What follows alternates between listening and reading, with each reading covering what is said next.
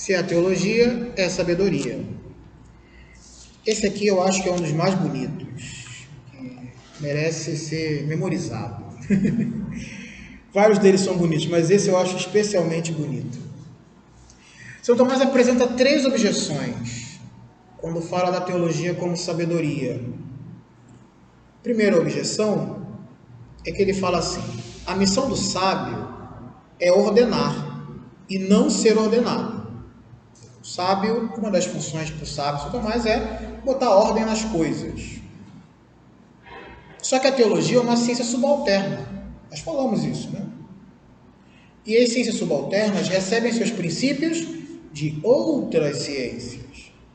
Logo, a teologia, ela não poderia ser o sábio que ordena as coisas. Ela seria uma ciência ordenada por outros. Receberia sua ordem, seus princípios de outro.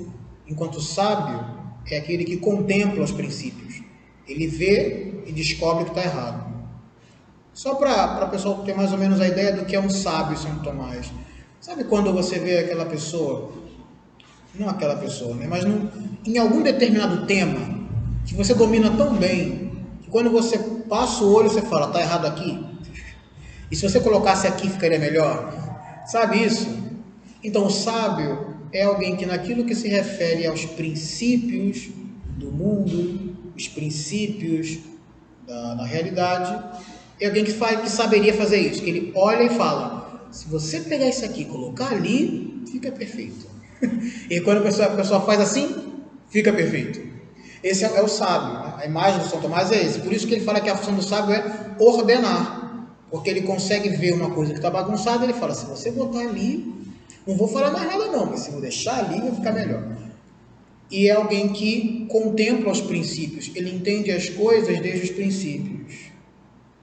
Só que a teologia recebe seus princípios de outro. Então, por isso, parece que ela não é sabedoria.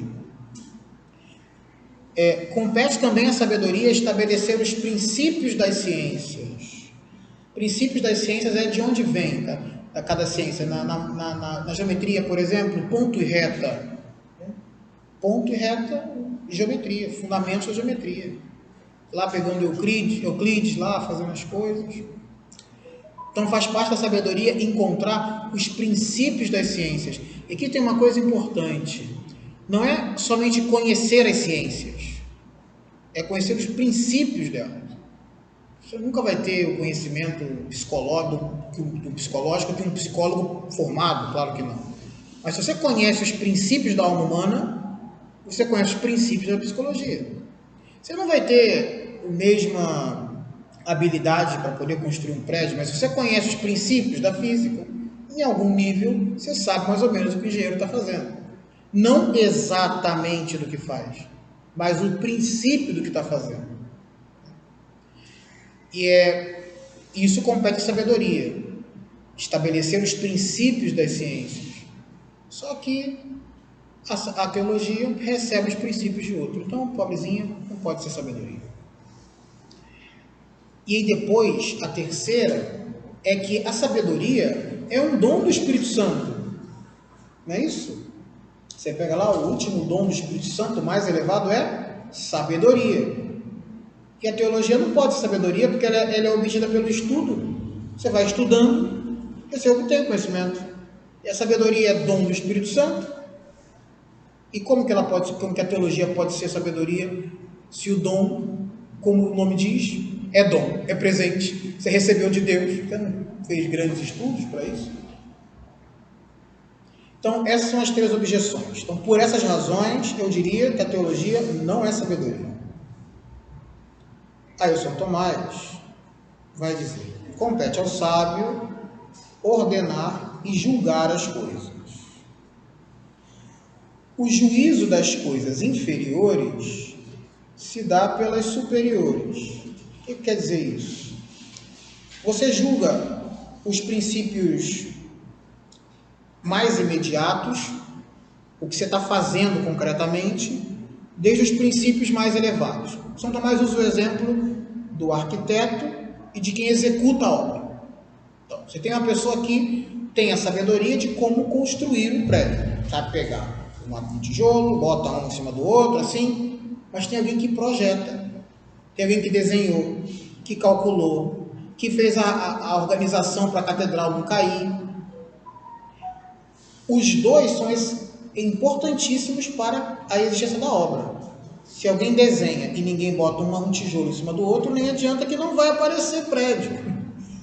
Agora, se o outro vai colocando um tijolo em cima do outro, também não vai aparecer, vai cair aquele negócio. Quer dizer, então você precisa dos dois.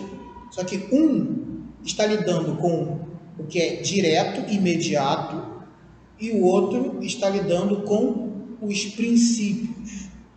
Os princípios que fazem com que depois que você cumprir aquela receita, termine bem a coisa. Essa noção de os princípios universais e os princípios imediatos é que na escolástica se chama de inferior e superior. Isso acabou gerando um problema, porque as pessoas começaram a confundir inferior e superior como se fosse uma questão moral, como se fosse uma questão de valores. E não é isso.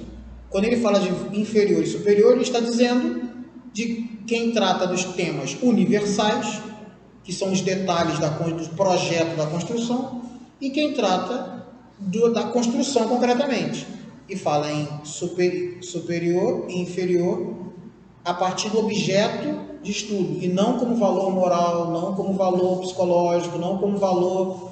Então, essas palavras que acabam no português, né, tendo um sentido moral, aqui tem apenas um sentido teórico, metafísico, e se a gente não ficar atento a isso, parece que São Tomás é um monstro. e no fim das contas, ele está usando uma linguagem metafísica que alguém no século XIII fala, normal, superior e inferior. Esse está universal, o outro é particular. Superior e inferior. E hoje em dia a gente fala a expressão, a pessoa fala, meu Deus, olha como que aí vira tudo com nome estranho. Né? Aparecem os nomes feios, assim. E não é isso que o Tomás está falando, ele está usando um termo próprio da época. Tanto é assim que a ciência dele, como é que ele chamou? De ciência subalterna. É assim que ele chamou a teologia, ciência subalterna. Por quê? Ele não está usando essas palavras em sentido moral. Está usando essas palavras em sentido metafísico. Então, quanto mais elevado é o princípio que você está tratando, mais a sua ciência trata das coisas superiores. Ora, Deus é o princípio mais elevado de tudo que há. Depois que você entendeu que o que é o real, que é a coisa mais difícil do mundo, tenta definir o que é o real. Todo mundo sabe dizer, isso é real, isso não é real. Agora faz um esforço, defina para mim real. Faz esse esforço. Não pode ser a nota daquela que a gente usa, não. Quer dizer, defina real. É muito difícil, porque real é esse celular, real é a mesa, real sou eu, real é até a imaginação que você acabou de ter, não é real mesmo, né? Mas ela é real enquanto imaginação. Então, como é que eu posso definir uma coisa que vale para mim, para o celular, para tudo que está aqui ao redor? Você não sabe definir o real. Agora, já é difícil você pensar o real como um princípio, né? Agora você imagina o princípio de todas essas coisas, que é Deus. Então é o mais elevado, de fato. É a coisa que mais abstrato ou superior no sentido, repito, superior no sentido de mais universal. Aí é mais difícil mesmo, porque... Então, como é que São Tomás fundamenta a teologia como sabedoria? Ele fundamenta exatamente no objeto dela. Como ela está tratando de Deus e está tratando tudo em relação a Deus, ela está julgando tudo em relação ao princípio, que é Deus. Está analisando as coisas todas em relação com o seu princípio primeiro, o princípio mais elevado de tudo, que é Deus eterno e todo-poderoso. Essa que é daí que nasce a noção de sabedoria na teologia. É sábio, é sabedoria, porque estamos analisando as coisas, conhecendo as coisas na sua relação com Deus, que é o princípio primeiro de todas as coisas mesmo. E por isso é uma obra de sabedoria. Mas agora tem que responder às objeções. E essas são as mais bonitas. Vamos lá. A teologia, é verdade que ela é uma ciência subalterna. mas ela só é subalterna à ciência divina. Também pudera, né? Também pudera, que é outra possibilidade, só se eu fosse Deus, né? Então, é verdade que a teologia é uma ciência subalterna, mas ela é subalterna à ciência divina, que é o princípio básico de toda a realidade. Então, ela é sabedoria, né? Só não é sabedoria divina, mas também eu sou ser humano, eu não preciso de outra, né? Para mim é suficiente uma sabedoria humana. Depois fala que na teologia cabe apenas julgar, pois o princípio vem de Deus. A teologia, ela não estabelece os princípios, como a sabedoria filosófica faz. A sabedoria filosófica estabelece os princípios das ciências, mas a teologia não estabelece os princípios, porque o princípio vem de Deus, é revelação. Foi Deus que deu os princípios da teologia. Enquanto um sábio filósofo, eu vou tentar dar uma imagem para isso, facilita a vida. Nós usamos o método científico, não usamos? Você sabe que esse prédio não vai cair, porque você fala, o engenheiro projetou bem.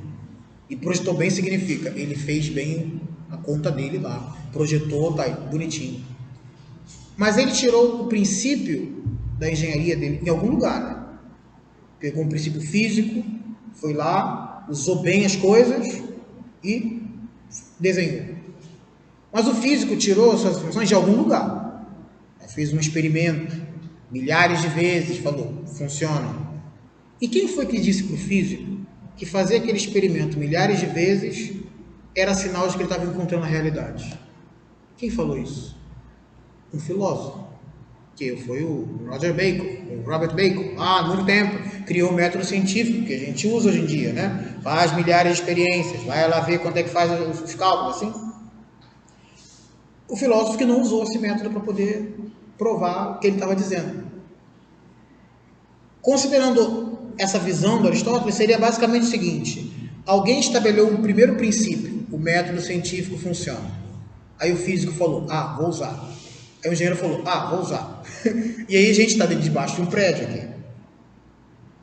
Então, a mesma coisa, quer dizer, no nível das ciências naturais, é um pensador que estabelece o princípio ou das ciências naturais, ou das ciências psicológicas, né? Você vê na psicologia, tem várias correntes de psicologia, e várias delas vinculadas a um pensador, a um filósofo.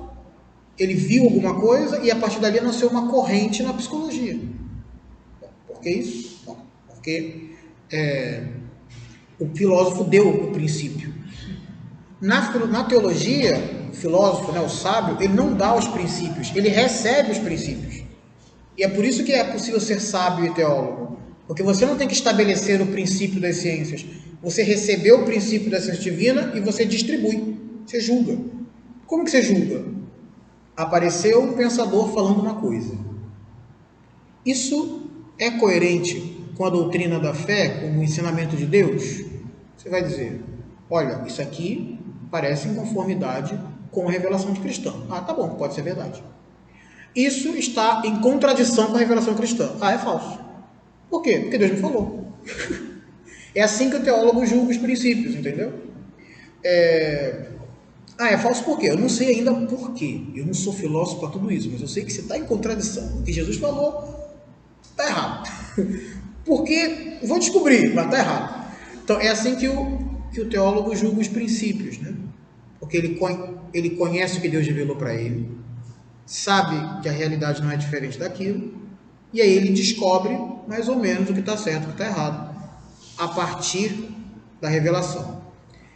Importante, a partir da revelação, naquilo que se trata dos princípios, não nos detalhes.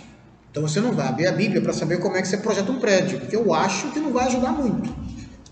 Você não vai abrir a Sagrada Escritura para resolver certos problemas de como mexer no celular ou como colocar um negócio na internet funcionando. Por quê? Porque o que diz respeito aos princípios primeiros, sim, a sabedoria divina que você recebe da Escritura vai te ajudar sobre o que é o homem, o que é a alma, o que é o anjo, o que é o mundo, vai ter que falar. Sobre como botar o vídeo na internet? Não, isso não é bem essa a função. Bem, e por fim, a última. Como que é possível conjugar a sabedoria dom do Espírito Santo, e a sabedoria, teologia, estudada. Se um é dom e o outro é fruto do trabalho e do estudo. Como conjugar as duas coisas ao mesmo tempo? Aí, São Tomás fala uma coisa que eu acho bonita, que ele fala, tem duas maneiras de ser virtuoso. Duas maneiras de ser medida da virtude. Uma é quando você de fato é virtuoso. E quando as pessoas veem o que você está fazendo, você está ensinando. Você está sendo medida da virtude, está dizendo o que é para fazer. O exemplo que nos deram agora há pouco. Algumas coisas do mistério estão realizadas pela fé. A pessoa não tinha uma demonstração filosófica para explicar por que depois que parte, permanece o mesmo Jesus em todas as partes. Mas pelo dom do Espírito Santo, essa pessoa, pela fé, sabe, mesmo que não tenha demonstração. A mesma coisa acontece com o virtuoso. O virtuoso, ele julga sem falar nada, sem querer. O virtuoso, ele julga o pecado sem precisar emitir uma sentença filosófica sequer. Vou dar um exemplo. Talvez alguém aqui já tenha lido a história de um santo. É isso? Você já teve a experiência de pegar a história de um santo, começar a ler, você fica pequenininho, morrendo de vergonha, tudo que ele fez que você não faz, você vai ficando, já percebeu isso? O santo não te julgou, ele não emitiu uma sentença falando o que aconteceu com você. A vida dele é um juízo para você, para mim. Ou seja, quando a pessoa vive de maneira virtuosa, ela julga os princípios sem precisar abrir a boca. Ela apresenta a virtude sem abrir a boca. E esta é a sabedoria emitida como dom do Espírito Santo. É a pessoa que encarna a sabedoria de uma maneira que ela não precisa falar e demonstrar para dizer a sabedoria divina sobre aquele tema. Exemplo, os padres do deserto. Você procura um padre do deserto, texto dos padres do deserto, eles têm umas frases muito simples que refletem a alma humana em ascensão. Frases muito simples. Às vezes vem uma frase assim e fala padres do deserto, pode procurar as conferências dos padres do deserto. Frases em nível psicológico muito profundo, e eram analfabetos. Da onde eles tiravam aquela sabedoria de como fazer uma pessoa se ver livre do pecado? Eles falavam muito bem, ensinavam, eram grandes diretores espirituais. Aquela sabedoria não vinha de um conhecimento teórico. Aquela sabedoria vinha da prática que eles tiveram. E aí eles sabiam indicar onde estava o erro. Sai por aqui que você acerta. Isso é sabedoria, como dom do Espírito Santo. Agora, tem uma outra sabedoria que faz uma coisa parecida, que alguém pode te explicar sobre o pecado porque ele estudou sobre o pecado. Ele estudou muito sobre o pecado, estudou muito sobre a virtude, e aí quando você pergunta para ele, ele fala, não, é assim que faz, ó. Aí ele descreve.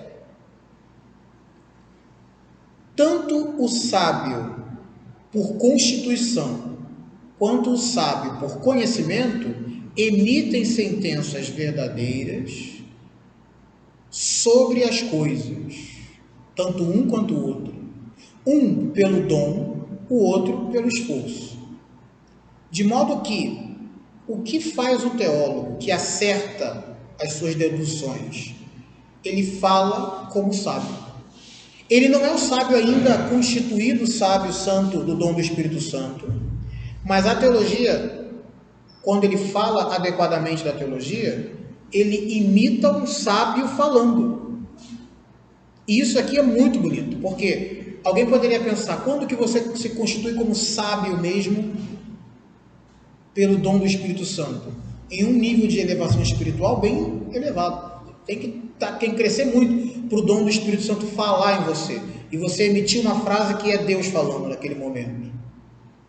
Então, quem não chegou nesse nível ainda, fala teologia.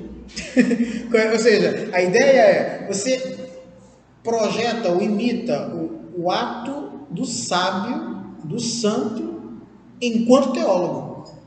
A dedução do teólogo é como um meio para você imitar a fala dos santos. E é por isso que eu acho que esse artigo é muito bonito, porque ele faz da teologia um preâmbulo da sabedoria como virtude não, como dom do Espírito Santo, como ato divino que opera na nossa inteligência. Ufa, demorei, mas valeu a pena. Vamos para o artigo 7. Vamos acabar o 8 também, depois, porque o 9 e o 10 são Sagrada Escritura e a gente precisa